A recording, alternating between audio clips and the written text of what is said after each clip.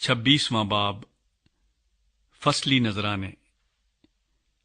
اور جب تو اس ملک میں جسے خداوند تیرا خدا تجھ کو میراث کے طور پر دیتا ہے پہنچے اور اس پر قبضہ کر کے اس میں بس جائے،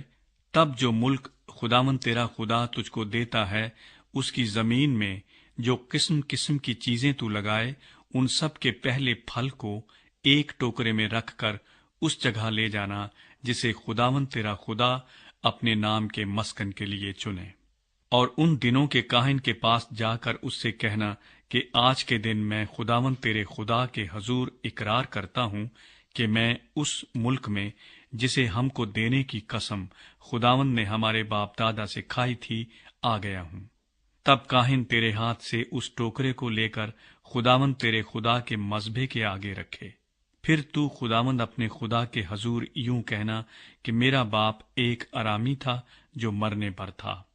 وہ مصر میں جا کر وہاں رہا اور اس کے لوگ تھوڑے سے تھے، اور وہیں وہ ایک بڑی اور زور آور اور کثیر التعداد قوم بن گیا۔ پھر مصریوں نے ہم سے برا سلوک کیا اور ہم کو دکھ دیا اور ہم سے سخت خدمت لی، اور ہم نے خداوند اپنے باپ دادا کے خدا کے حضور فریاد کی تو خداوند نے ہماری فریاد سنی اور ہماری مصیبت اور محنت اور مظلومی دیکھی، اور خداوند قوی ہاتھ اور بلند بازو سے بڑی ہیبت اور نشانوں اور معجزوں کے ساتھ ہم کو مصر سے نکال لایا،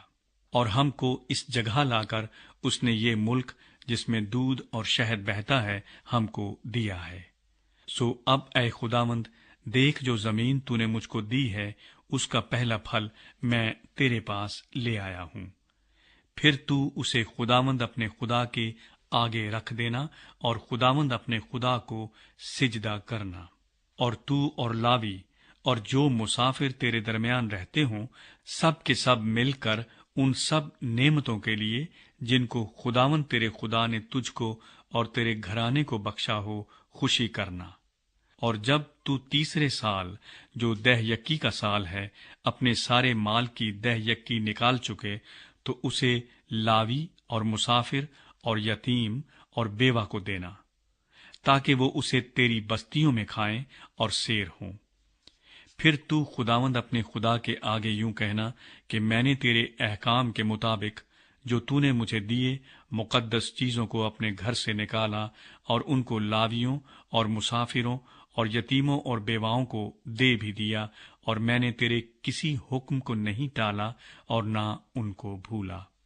اور میں نے اپنے ماتم کے وقت ان چیزوں میں سے کچھ نہیں کھایا، اور ناپاک حالت میں ان کو الگ نہیں کیا، اور نہ ان میں سے کچھ مردوں کے لیے دیا۔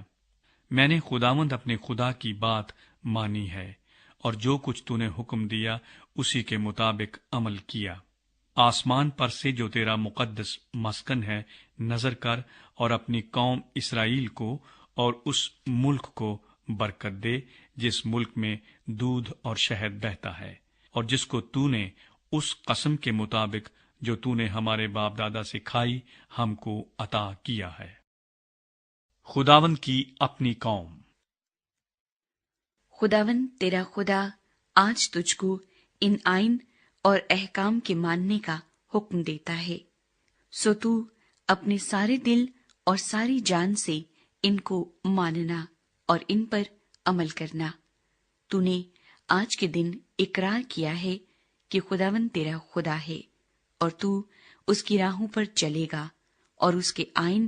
اور فرمان اور احکام کو مانے گا اور اس کی بات سنے گا۔ اور خداوند نے بھی آج کے دن تجھ کو جیسا اس نے وعدہ کیا تھا اپنی خاص قوم قرار دیا ہے، تاکہ تو اس کے سب حکموں کو مانے، اور وہ سب قوموں سے جن کو اس نے پیدا کیا ہے تعریف اور نام اور عزت میں تجھ کو ممتاز کرے، اور تو اس کے کہنے کے مطابق خداوند اپنے خدا کی مقدس قوم بن جائے۔